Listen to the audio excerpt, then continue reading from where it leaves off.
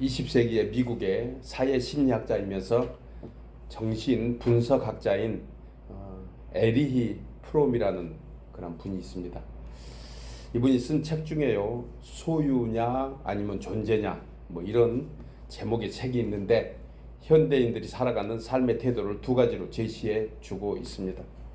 소유로 살고 있느냐 아니면 존재로 살고 있는가 하는 것입니다. 이는 우리 스스로 현재 자신의 삶을 소유와 존재 중에 어느 쪽을 선택하고 있는가, 어느 쪽에 더 염두에 두고 있는가, 그리고 치중하며 살고 있는가를 우리도 점검해 볼 수 있는 그런 책의 제목입니다. 그렇다면 하나님의 사람은 소유로 사는 것일까요? 아니면 존재로 살아야 하는 것일까? 이 질문에 대한 우리의 대답은 너무 명확합니다. 소유보다는 존재로 사는 것이 하나님 원하시는 그러한 삶의 모습이고 우리의 가치관인 줄 우리는 명확히 알고 있습니다. 그럼에도 불구하고 성도된 우리가 과연 소유보다는 존재를 더 중요하게 가치를 두고 살고 있는가 하는 의문도 우리 스스로에게 물어보고 답해야 합니다. 이 내용은요, 사실 가치관의 차이입니다. 세계인의 차이라는 거죠. 어떻게 바라보느냐, 내가 무슨 기준으로 어떤 가치로 사느냐. 예전에 신분이 뚜렷했던 시대가 있었습니다. 우리가 아는 대로 양반과 평민, 또 귀족과 천민 같은 그러한 신분 제도가 있었습니다. 그때 제도는 재물이 많느냐 적으냐가 중요한 것이 아니었습니다. 양반은 죽어도 양반이고 천민은 아무리 재산이 많아도 천민이었던 시대입니다. 이는 혈통이 어디에 속해 있는가가 참으로 중요합니다. 어떤 가문에서 태어났는가. 그래서 양반과 천민을 구별하는 것은 부모가 누구인가가 참으로 중요한 때였습니다. 지금도 어떤 사람은 이런 족보를 따지고 그리고 이렇게 또 생각하는 그런 풍습이 아직 남아있는 그런 분들도 보게 됩니다. 예전에 좀 우스운 소리지만 양반은 세수를 할 때 고개를 숙이지 않았다고 합니다. 고개를 숙이지 않고 세수하면 어떻게 될까요? 다 해보셨을 거예요. 아마 세수 때 물의 절반은 자기 몸에 다 묻을 거예요. 그거 무슨 세수예요? 반은 목욕이고 반은 흘렸을 텐데. 그래도 양반은 양반 체면이 있어서 세숫대한테 절을 하고 살 수는 없다. 뭐 이런 우습지 않는 그런 가치관의 생각을 우리는 가끔 웃음의 소리로 듣게 됩니다. 그래서 아무리 가난해도 양반은 결코 양반의 체면을 지키는 것을 버리지 않겠다는 것입니다. 과거에 이런 신분의 제도는 부모로부터 받은 혈통의 유산, 그것이 얼마나 중요한가, 그리고 그것을 운명론적으로 생각했어요. 자기는 양반으로 살아야 된다. 그러다 보니까 그 양반의 가치를 양반이라는 신분에 뒀던 것입니다. 뭐 어떤 의미가 있습니다. 그 가치를 보존하려고 하는, 그리고 그 가치를 알고 노력하는 그런 의지의 모습을 결코 아니다 이렇게 할 수 없기 때문입니다. 그렇다고 갓을 쓰고 세숫대야에 머리를 대지 않고 갓 쓴 상태로 세수하는 것은 지혜롭지 못한 모습인 것은 분명하죠. 생각해보면 거칠이나 체면만을 중요시하는, 그래서 자존심 강한 그러한 양반의 모습이 그 안에 있는 것입니다. 그래도 양반의 가치를 지키려고 하는 모습. 여러분, 자존심과 자존감의 차이는 무엇인지 우리는 잘 알고 있습니다. 여러 가지로 해석하고 여러 가지로 생각할 수 있지만, 자존심은 간단히 얘기하면 타인의 평가나 시선에 자기 생각이 흔들리는 것을 자존심이라고 얘기합니다. 타인이 어떻게 생각하나, 저 사람이 나를 어떻게 생각하나, 여기에 따라서 자신의 품위를 지키려고 하는 것이 자존심입니다. 그런데 똑같은 단어인 것 같지만 자존감은 좀 다릅니다. 외부의 어떤 평가나 또 어떠한 상황에 따라서 자신의 생각이 흔들리지 않습니다. 그리고 자기 자신을 있는 그대로 존중하면서 자기를 세워가는 것이 자존감이라는 것을 우리는 한마디로 생각하게 됩니다. 한마디로 말하면 시선의 방향이 밖으로 향하고 있는지 아니면 자기 자신 안으로 향하고 있는지. 여러분들은 자존심 강한 분들입니까? 자존감이 있는 분들입니까? 오늘 본문에서 우리에게 불려진 이름이 있어서 이 내용을 나누어 보았습니다. 사도 바울은 사랑하는 아들이며 수제자인 디모데에게 이렇게 부릅니다. 너 하나님의 사람아. 얼마나 듣기 좋고 은혜로운 애칭입니까? 너 하나님의 사람아. 여기 계신 모두에게 불려지는 이름인 줄 믿습니다. 우리 모두가 하나님의 사람입니다. 이것이 바로 자존감입니다. 하나님이 우리를 부르실 때 우리를 하나님의 사람이라고 불러주시기 때문입니다. 이는 하나님 안에 있는 사람이라는 뜻입니다. 하나님 안에서 사는 사람이라는 거예요. 하나님의 혈통으로 사는 사람이라는 것입니다.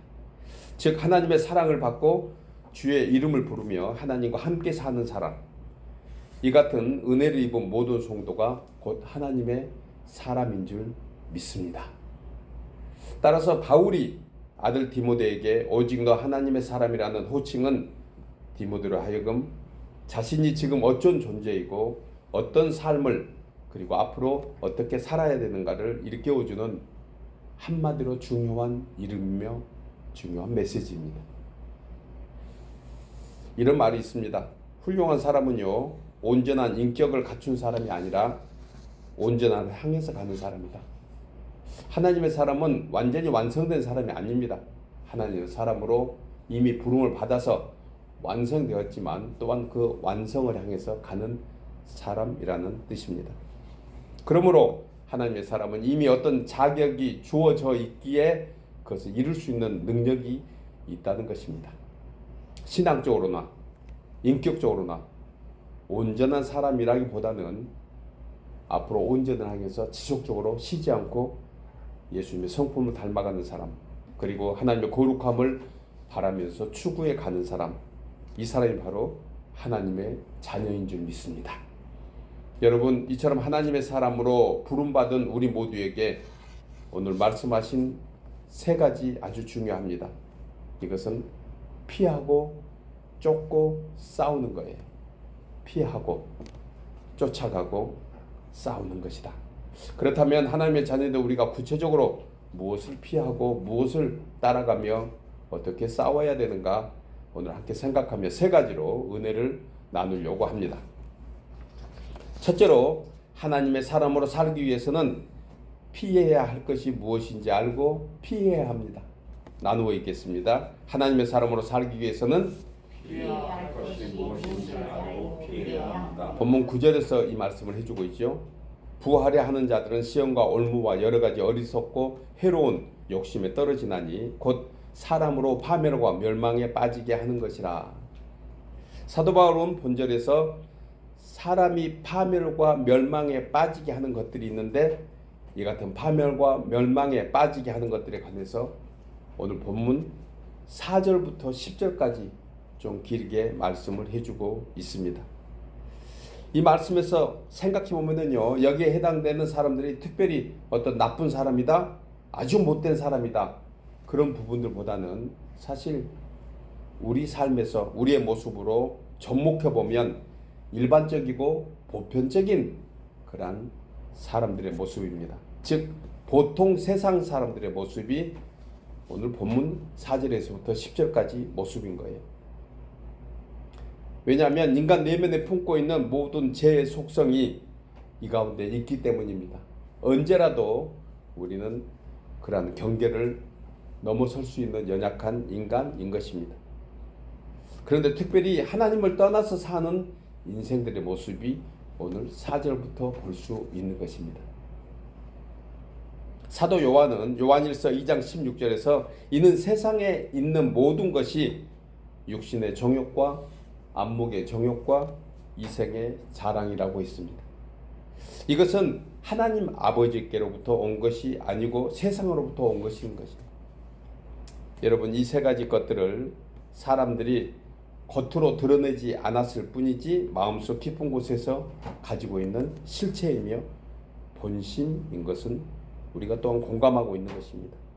우리 모두는 다 연약해서 육신의 정욕과 안목의 정욕과 이생의 자랑에 얼마든지 빠질 수 있는 그러한 연약한 존재인 것을 우리는 알고 있습니다. 그러므로 하나님은 그의 자녀된 우리에게 이러한 것들을 피하라고 명령합니다. 그리고 이러한 것들을 버리라고 말씀합니다. 여기서 피하라 라는 것은 그저 소극적으로 회피하라는 정도가 아닙니다. 적극적으로 거부하고 피하라는 것입니다.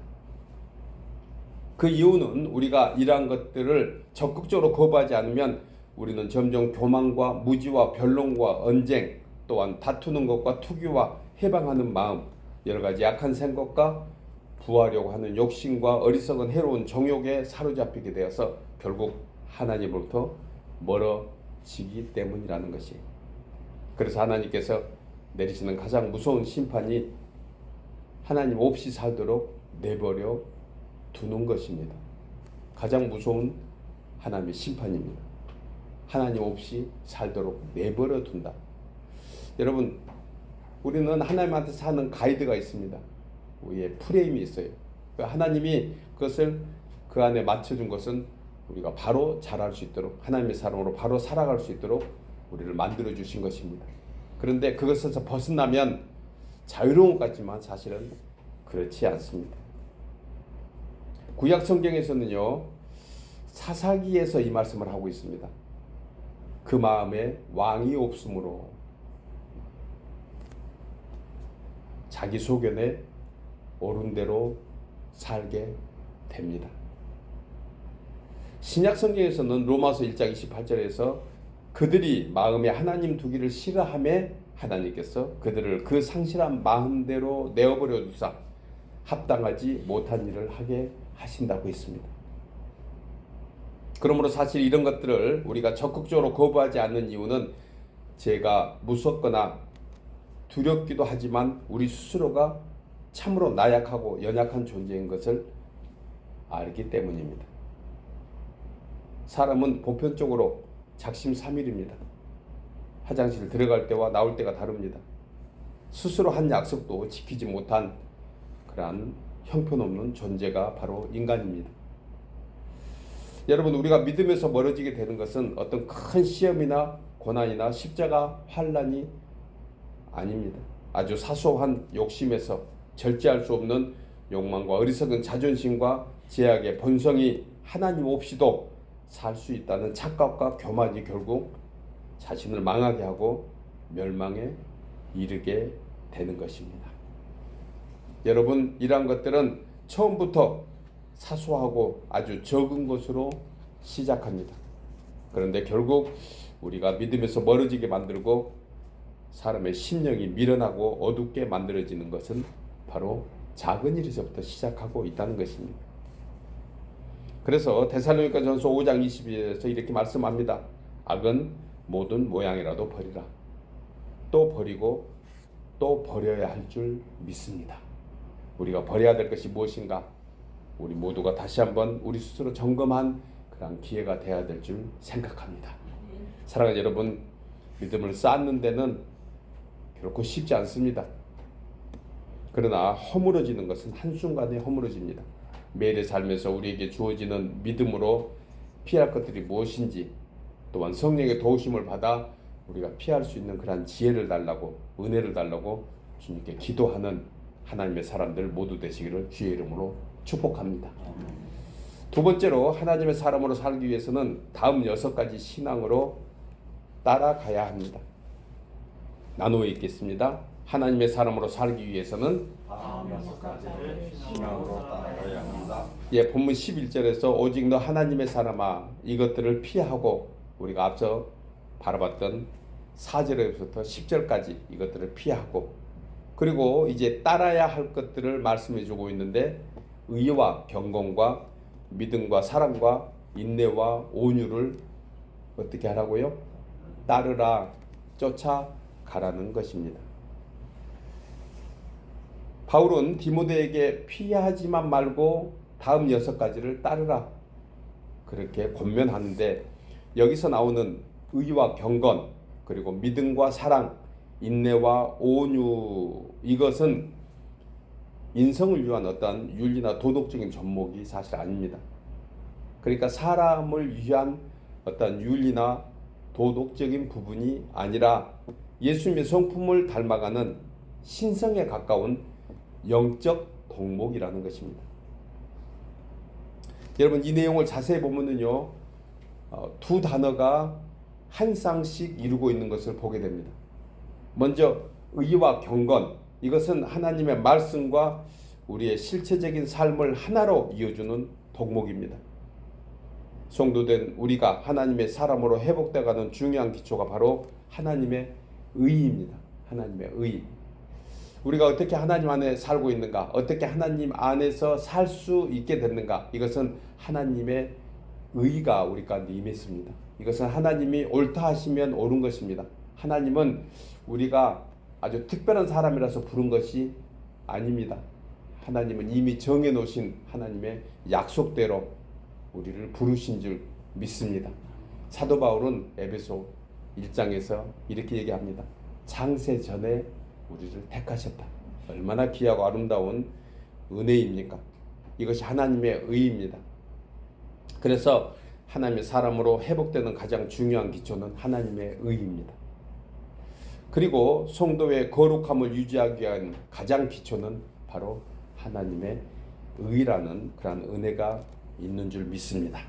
이어지는 믿음과 사랑은요, 여러분, 기독교 신앙의 기초이면서 믿음과 사랑이 항상 같이 있어야 되는 이유는, 하나님을 향한 믿음이 없는 사람은 결코 인간적인 욕심에서 시작해요 욕망으로 끝날 수밖에 없습니다. 하나님과 이웃을 향한 사랑이 없는 믿음은 그저 공허하고 이기적인 종교의 확신으로 밖에 남지 않습니다. 자기 만족이라는 거예요.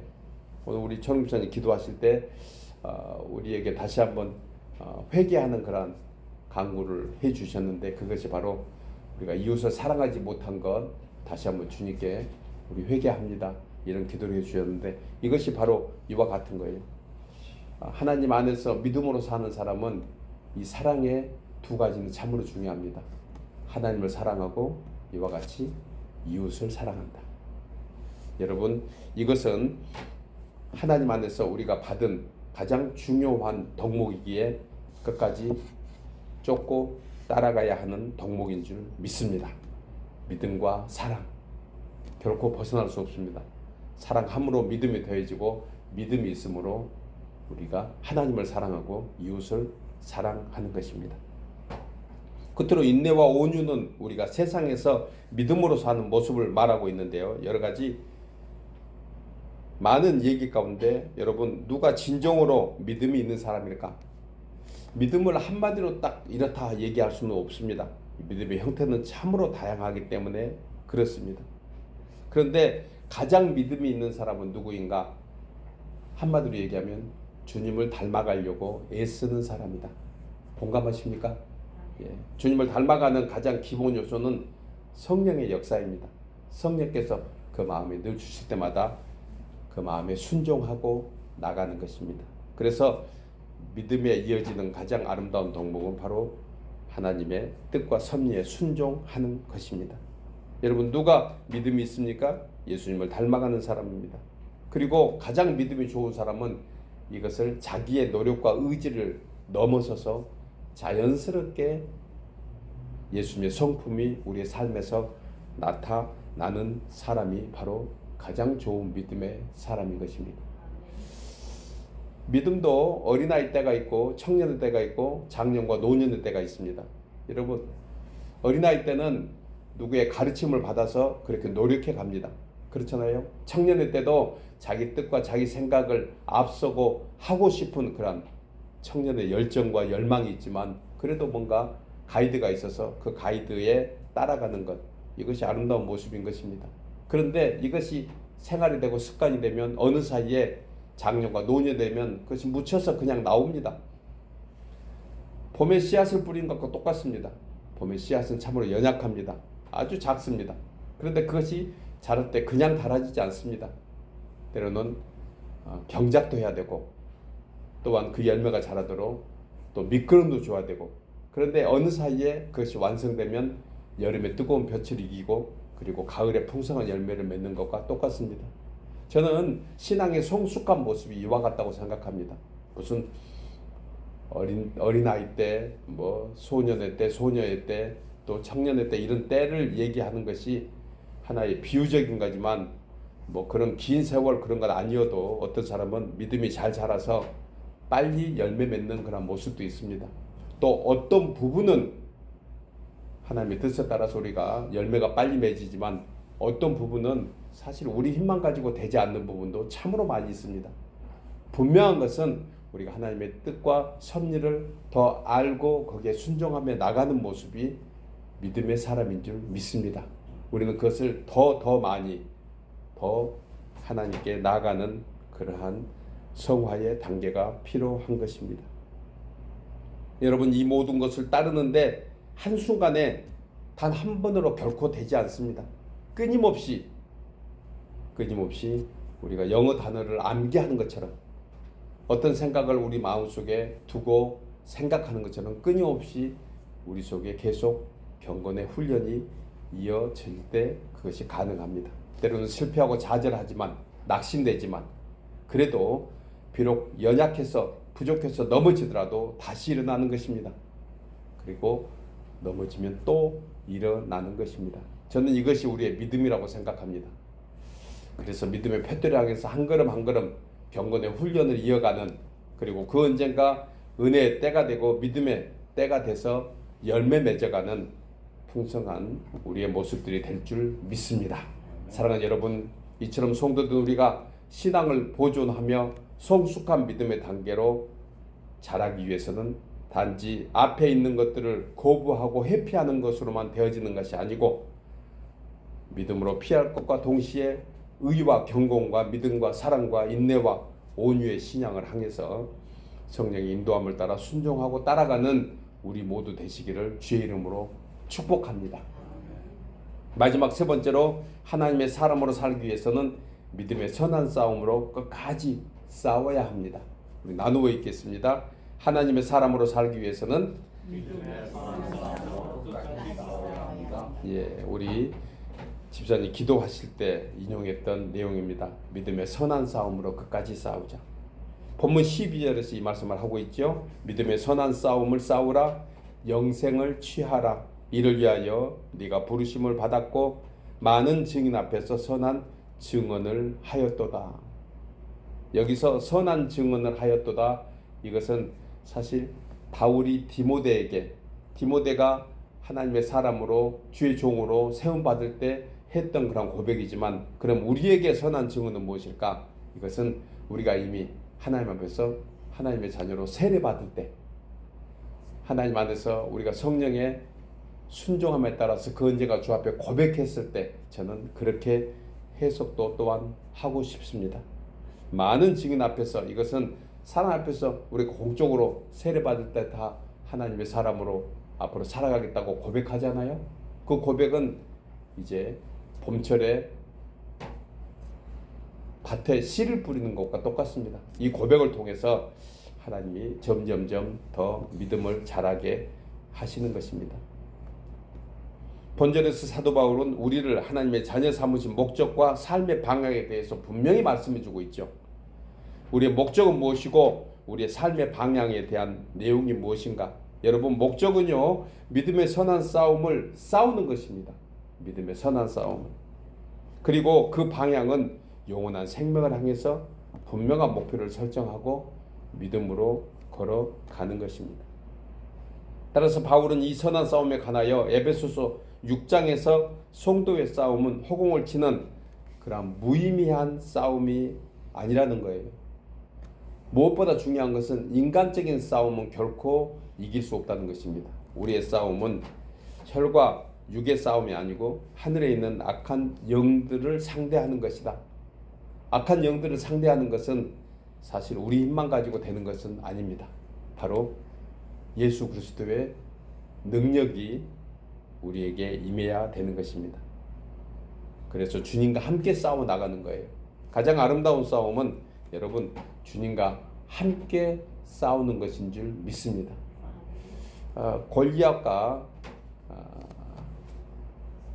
우리가 다윗의 싸움에서 바로 이 얘기를 합니다. 골리앗은 자기 힘으로 싸우려고 했습니다. 그런데 다윗은 하나님의 이름으로 싸웠습니다. 바로 이것이 승리의 목적이었습니다.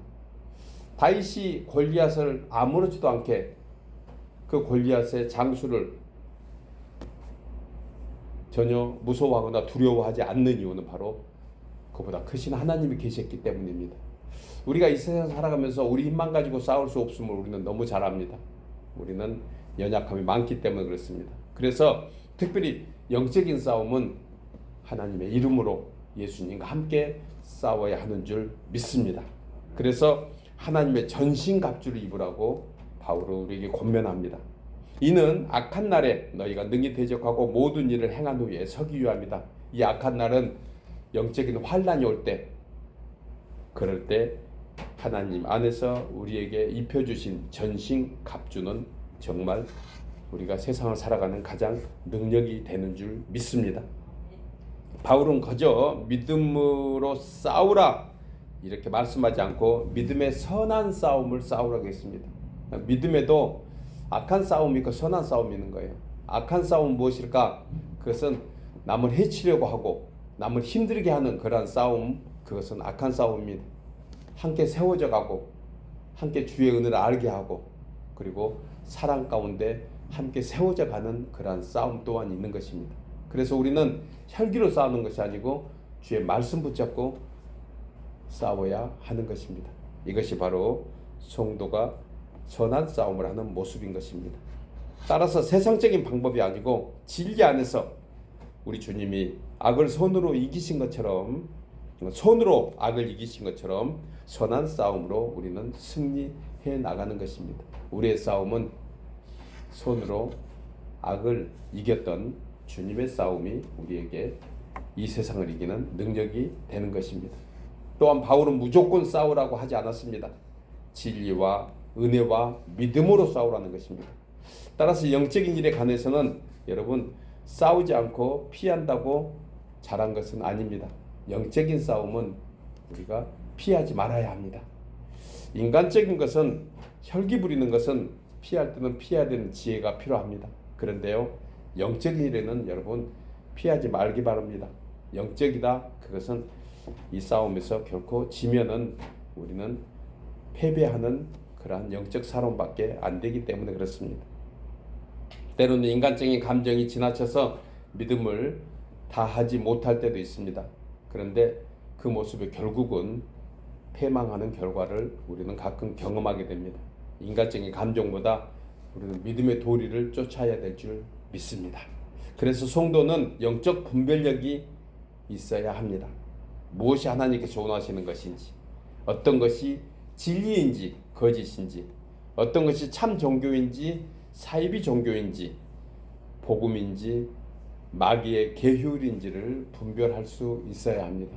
그러기 위해서는 우리의 표준이 있습니다. 무엇입니까? 말씀입니다. 기도하고 가는 것입니다. 성령 하나님께 다시 한번 묻고 또한 기도하면서 그 분별력의 은혜를 구하는 것입니다. 여러분, 우리의 신앙이 언제 성숙해집니까? 본문에서는 우리 그리스도인들이 결코 물러나지 않고 끝까지 싸우는 그때 성숙해진다고 말씀합니다. 이것을 가리켜 바울은 믿음의 선한 싸움이라고 했습니다.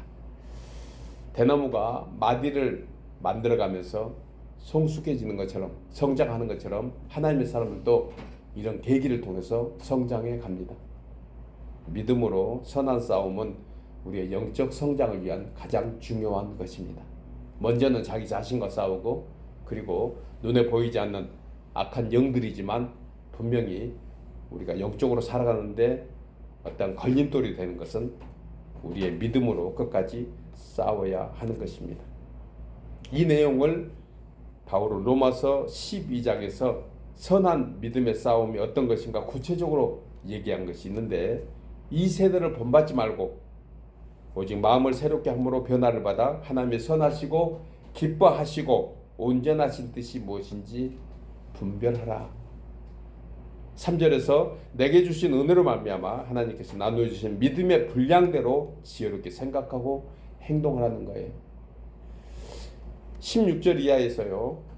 서로 마음을 같이하며 높은 데 마음을 두지 말고 도리어 낮은 데 처하며 스스로 지혜 있는 지 하지 말라.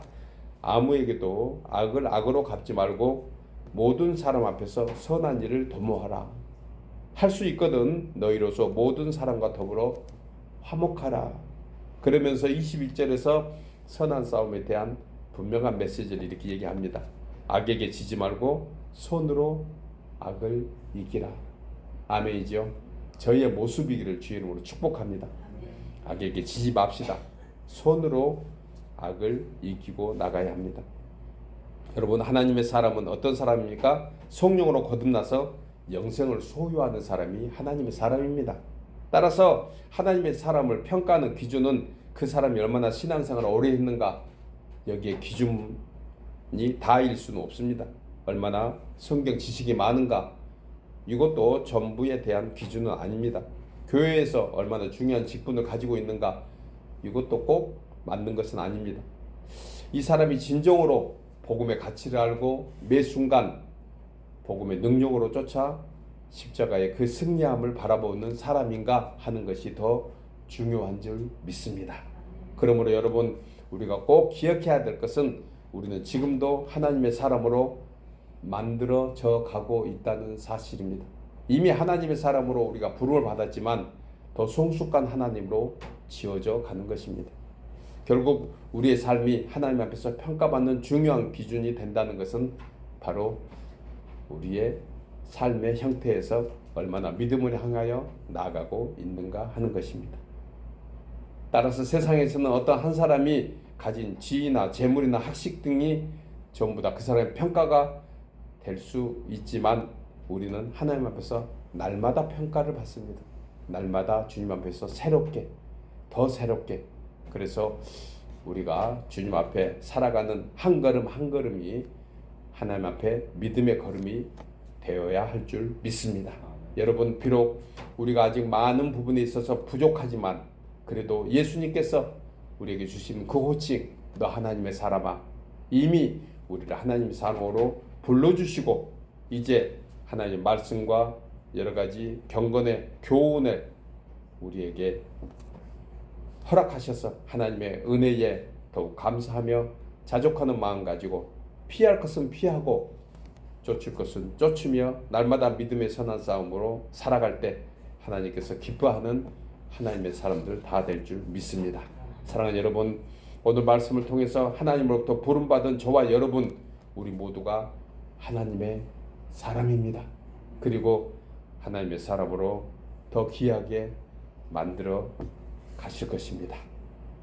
이를 통해 14절의 말씀과 같이 우리 주 예수 그리스도께서 나타나실 때에 흠도 없고 책망 받을 것도 없는 신실한 하나님의 사람으로 온전함을 향해서 한 걸음 한 걸음 걸어가는, 그래서 그 언젠가 주님 앞에 우리 모두가 잘했다 칭찬 듣고 하나님의 기쁨이 되는 우리 모두 되기를 소원하며 주의 이름으로 축복합니다. 우리 모두는 하나님의 사람입니다.